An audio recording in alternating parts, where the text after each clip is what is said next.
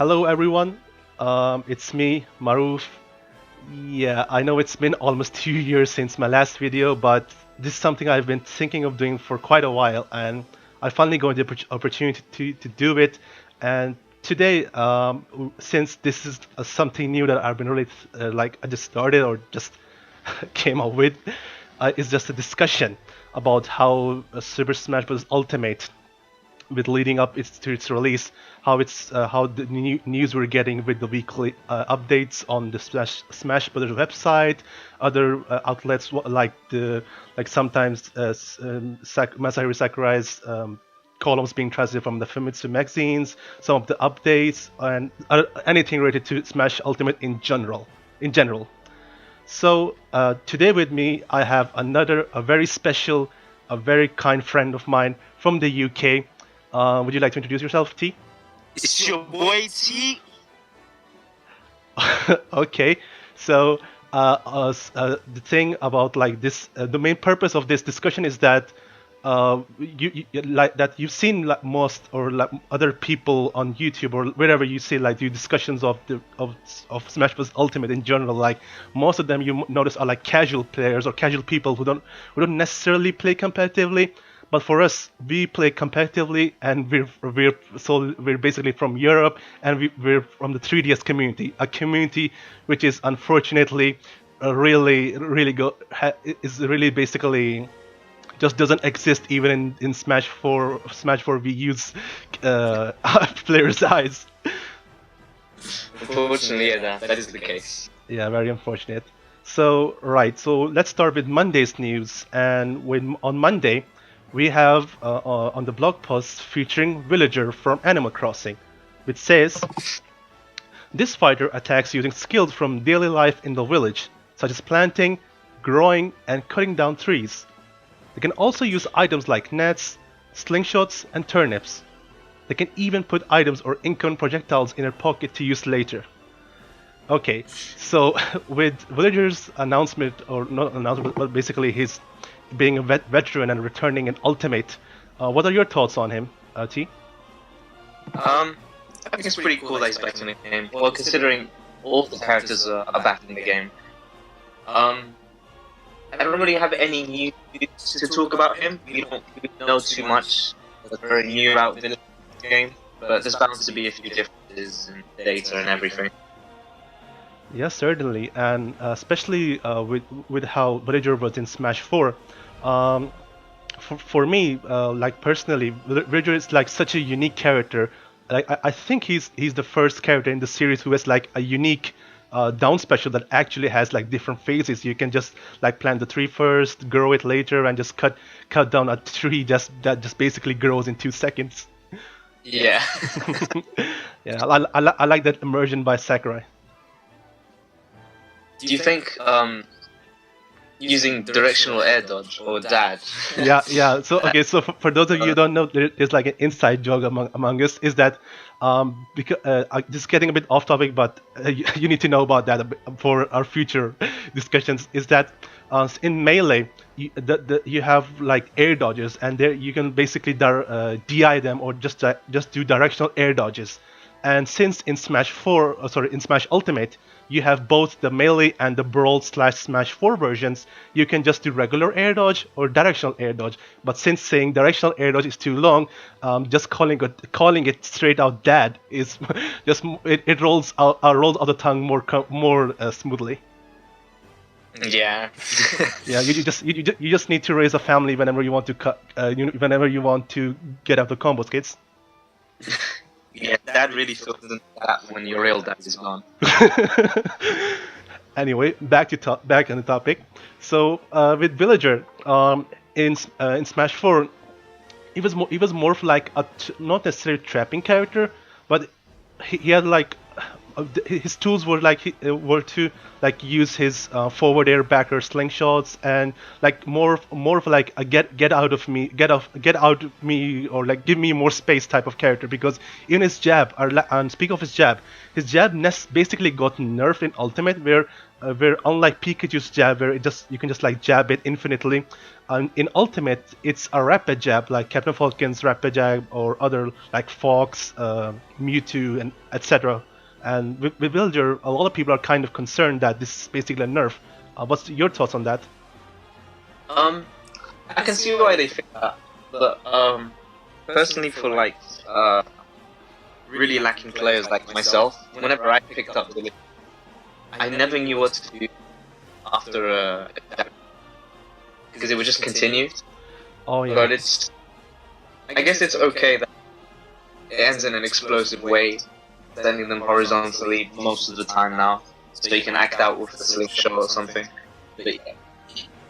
Yeah, that's another thing with rapid jabs. But unless if you have rapid jab canceling, or for those who don't know what rapid jab canceling is, that in Smash 4, if you're rapid jabbing near the ledge, if you and you're facing the opposite side, and you have A B smash tag disabled in options, you can essentially cancel your rapid jab into a special like.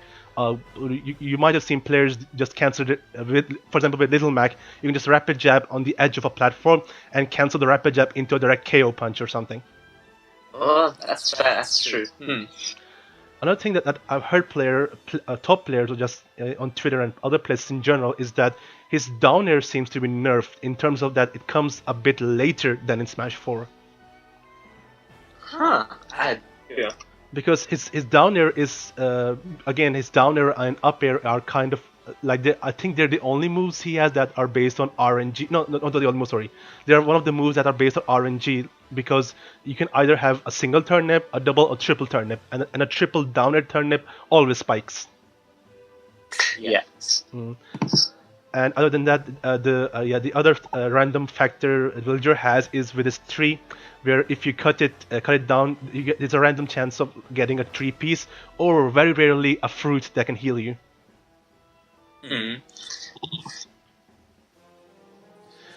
Right, and yeah, and plus with the new UI changes that they've been making with the different characters, like especially with Robin and Villager, you can now see. Like with Robin, you can see the durability of the weapon they're currently using, and with the Villager, you can see the current projectile or item they have in their pocket. So that would kind of make it easier for the Villager player themselves, and maybe a bit for their opponent in like guessing, or they don't really have to remember what item Villager had pocketed. And he can also now pocket using his grab, which is kind of a really neat touch, similar to how you catch bugs in the Animal Crossing series. Anything else about Villager that I'm forgetting? I think his up tilt has leverage. His up tilt is like a multi-hit, double hitting move, and it was like was surprisingly a kill move in Smash 4. So. Yeah. It depends, especially with how one-on-one damage and maybe I think knockback is also affected.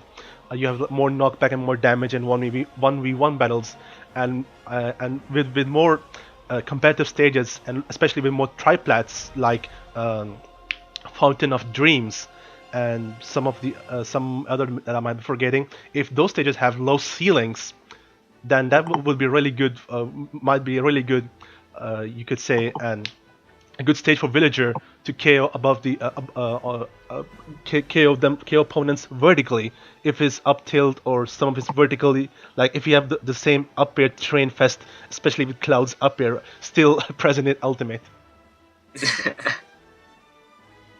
I think it was seen that his timber can now bounce off the ground once. It deals a little bit more damage than Smash 4. His timber, you mean his down B? Yeah. When you cut it with the X and the tree falls. Yeah, it bounces off the ground once. Oh, okay. I'm not sure about the knockback, but the damage is more by a bit. Hmm. Yeah, but then again, all the footage that we have at the moment is basically from the pre-release build, and a lot of people are just overly judging and overly reading it. But I think we should focus more on like the intention or what they're basically trying to achieve with the character, rather than necessarily looking at all the frame that we have available at the moment. Okay, that is true. Right? Is there anything else you want to talk about Villager? Nothing else. Hmm. Right. So moving on Tuesday, we got we got the OG Echo Fighter, or not necessarily the OG, but the the edgier version of Pit, Dark Pit. You wanna go ahead and read it? Okay. So, Dark Pit is Pit's Echo Fighter. His abilities are mostly the same as Pit's, but his hair and clothes are different colors. He summons different weapons and celebrates victory in different shapes. All right. So, right, or not right, but with Dark Pit, there's I don't think we have much info on his changes in Ultimate, or do we? I heard somewhere that his side taunts are performed faster, but that's not really going to do anything. Probably, so. Yeah, especially now that you can actually cancel taunts in Ultimate. Yeah, it'd be just make everything. Yeah, so now everyone's just basically Bayonetta, just taunt and cancel it whenever you want. With Dark Pit, in Smash 4, a lot of people consider him to be the better Pit because of his side B having actually more, or like having actual horizontal knockback. Like you can actually kill opponents near if you're near either of the walls, especially like if you're playing on Smashville and you have the middle platform near either of the edges of the blast zone, you can get a really early kill with Dark Pit side B. Yeah, I always thought his specials were more superior, just mainly his side in comparison to Pit. But with Pit, his the people that who were in the camp of supporting, in the camp of saying that Pit is better than Dark Pit, is that their argument was that Pit's arrows you can basically aim the arrows more freely, and since in Smash 4 you can just basically just gimp whenever and whoever you want, as long as you have the intention of doing it. You can just gimp with arrows, and especially some of the characters, like for example Diddy Kong, you can just snipe with the arrows. Yeah, it's pretty impressive. Do you have anything else to talk about Dark Pit? Anything at the moment? I don't think there's anything that comes to mind at the moment. But yeah, I mean, it's happy to see Dark Pit fans rejoice once again, and maybe for the final time. Yeah. Right. Okay. Moving on. Let's see. On Wednesday, we got a new music as usual. We got music sample or music samples for Smash Ultimate every Wednesday. And for this week, we got the main menu theme from Fire Emblem Heroes, which says, "Today's music. You can now listen to the track from the menu screen in Fire Emblem Heroes. For the first time, we're announcing the name of this track, Gear Up 4... Enjoy Hiroki Morishida's arrangement," which I probably butchers the name. Right. I like the name. I know in Heroes the main menu team didn't really have a name necessarily. I think it was just called main menu team or whatever. And the name of the music is Gear Up 4. And considering Heroes is just a gacha game, or gacha game, however you would pronounce it, it's like gear up for spending some cash. when I heard this part, the first few seconds is the actual audio rip from Fire Emblem Heroes, but then as a tempo gradually increases, it's like, okay, hold on, is there gonna be something what what the tempo is kind of unnecessary, and then there's the actual remix that pops in after that. That's one thing I like about it. Like, I think it's slow, but then I think it's pretty cool for a fight in general. I actually can't. I mean, my opinion on that is a bit different than yours. I actually kind of hate the first direct part because, say, you're in a battle, and after the countdown, after the start of the match's countdown, you'll hear the actual in-game music for like what 10-15 seconds, and then the remix will pop in. I'd actually prefer the remix to the music to actually start with the remix. Actually, that's a very bad. That's actually very fair. Because, yeah, I actually kind of agree with you. I do like the slow bit, but if the tempo was just fast all the way, then it would fit matches more in general. Mm-hmm. Yeah, and this music kind of gives hope for, or especially like in the Fire Emblem Heroes community, is that you haven't played Heroes, have you? I tried to, but I had no space on my phone. Feels bad, man. Right, so I played a ton of Heroes, but then I eventually gave up. The pity rate I'm just, whatever. I just kind of like grew over it. So, right, so in Fire Emblem Heroes, the main character, like, you're actually the summoner. And the summoner has a weapon called the Breedablick, and the weapon has the capability of summoning heroes from the different Fire Emblem games. Okay. So, but there's a problem with that. We already have Lyn, who's from Fire Emblem the Blazing Sword, Fire Emblem 7 in Japan, or basically the first Fire Emblem in the West. She's an assist trophy. So if you were to get a Breedablick item, that would mean that where would Lyn go then?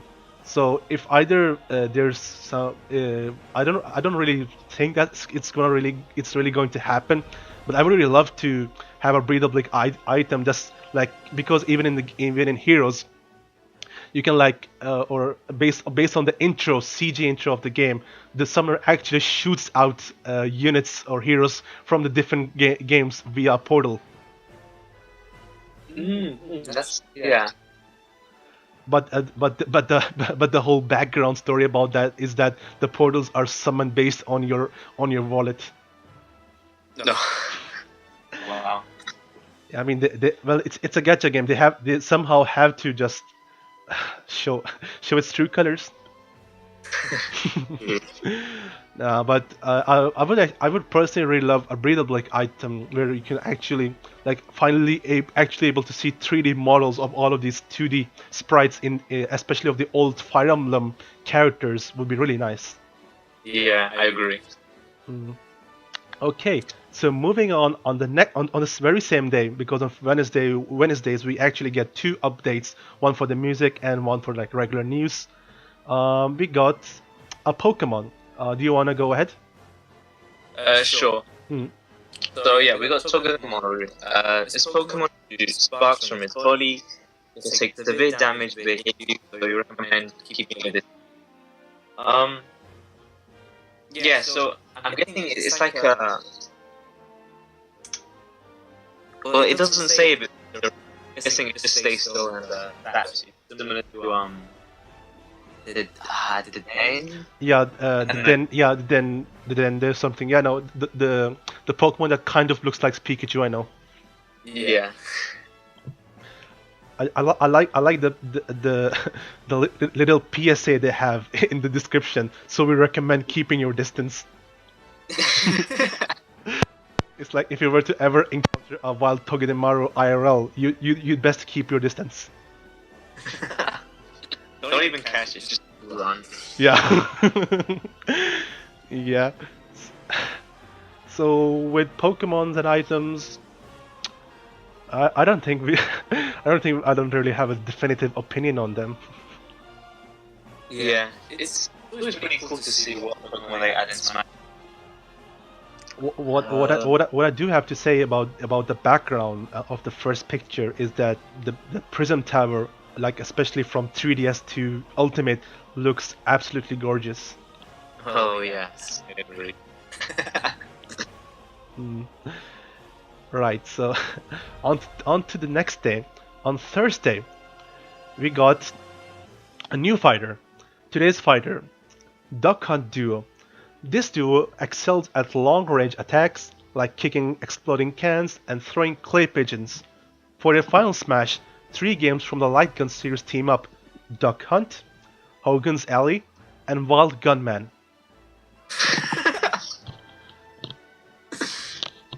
And Wild Gunman.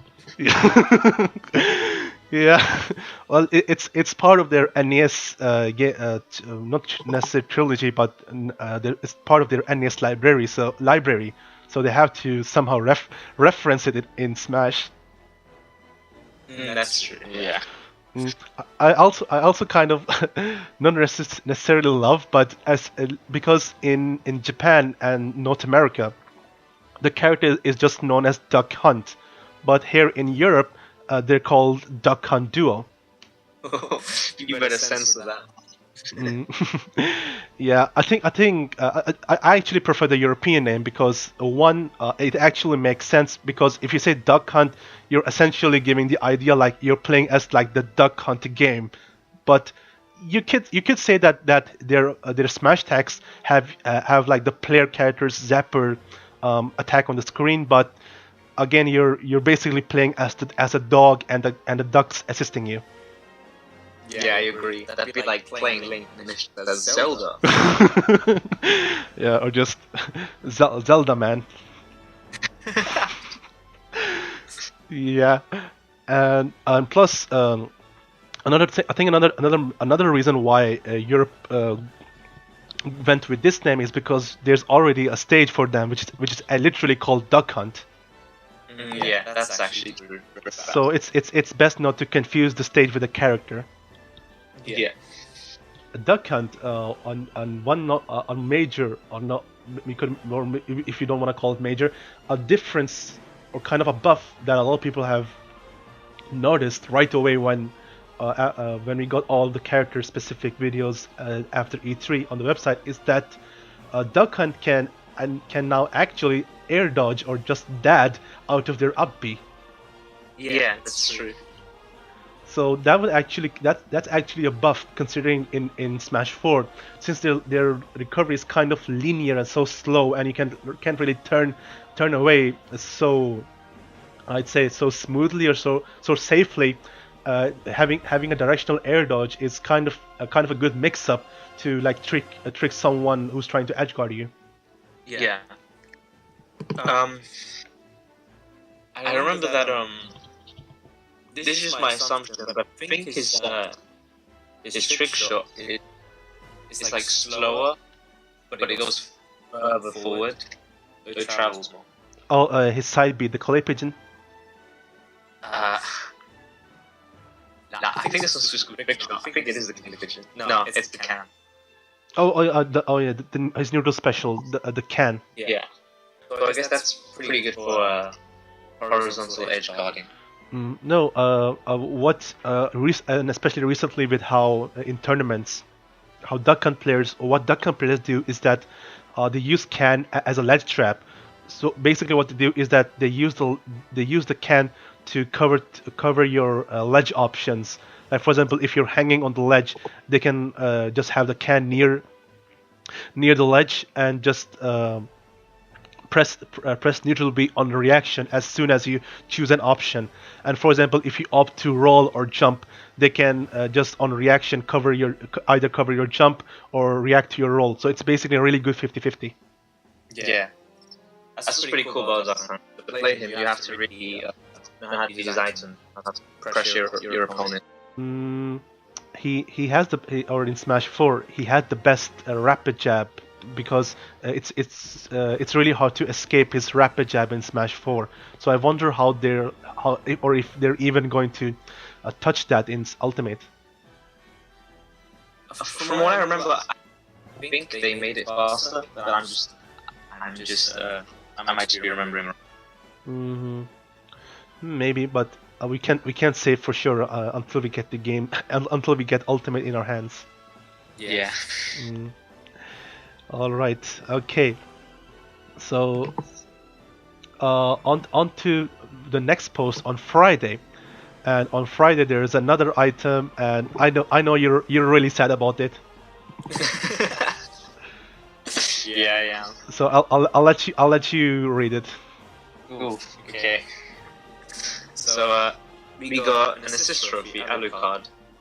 Alucard will attack nearby opponents with a flurry of slashes. As the son of Dracula, he can also turn into a bat and charge at opponents further away. By the way, when you read Dracula back with get. Wait. Oh, I didn't know. Oh, wow. The more you know. Wow. Mm. But overall, a really a fan favorite character that even though I've known almost nothing about Castlevania, I know that Alucard is like a fan favorite in the Castlevania community. Okay, that. I believe the GBA one was the Symphony of the Night was a pretty good success. I think. Symphony of the Nights was on PS1. Never mind. That's not the one. No, I think the one. I know there are like two. I think not like direct sequels to Symphony of Nights. I think it's like Aria of Sorrow and Dawn of Sorrow on like GBA and DS. I don't even remember which one I played. Anyway, and another thing interesting about Alucard's main game is that not Rondo, but Richter actually appears in Symphony of the Night as well. Oh yeah, that is. So that's cool to see like some more, or not some, but a lot of Castlevania love in Ultimate, and with Alucard and Sis Trophy. I hope like it's it's kind of like the Shovel Knight situation where people who wanted him are kind of sad, but people who weren't really expecting them, or in this case Alucard, to be like represented at all, they're like really pleased to see some sort of representation for them. Yeah. But then, at the very least, yeah, at the very least, yeah. But this sort of kind of like basically crushes the hope for Alucard actually being playable, at least in Ultimate. Yeah. Right. So that covers about this week's updates on the Smash Bros. Blog, but other than the big update we got this week, we actually got two more major stuff or pieces of information. First of all, is the Famitsu column volume 561, translated by Source Gaming, in which Sakurai basically reiterates and repeats most of the stuff, or basically all the stuff we came to know about in the Direct on the 8th of August. Yes. So after reading this, there's a debate that started in the Smash community about the final Smash meter, and is that whether it should be legalized or not. Yeah, I know about this a bit. Yeah, some few members of the community are for it, and I can see why. Well, my perspective, my person's perspective on this is that to, like, once the game comes out, don't legalize Final Smash meter right away. Just test it out. That was the same. That was a really major problem we had with custom moves in Smash 4. Is that we just legalized them right away without consulting the main gripes we had with it, and just having them being part of the main event. But the best solution is that just have them like as a side event, like you have doubles or crew battles, have a side event with Final Smash meters on. That is true. Yeah, that'd be a pretty good idea. And that way, we can like decide, or it would drastically make it easier to decide whether we should have it legalized or not, based on the viewer count, based on the players playing, and how the matches come out, and we can basically like compare the we can basically compare the bracket results of regular Smash singles tournaments and Final Smash meter enabled bracket and see how it fares. Yeah, there'd be like a separate list. Yeah, you could put it that way. But I actually really love this idea, honestly. Yeah, I agree. It's actually really cool. And I know people are kind of really hopping on board with especially based on the footage we have in the direct, where I think Mart's Final Smash meter filled Final Smash basically kills a Lucas at like 20-30%.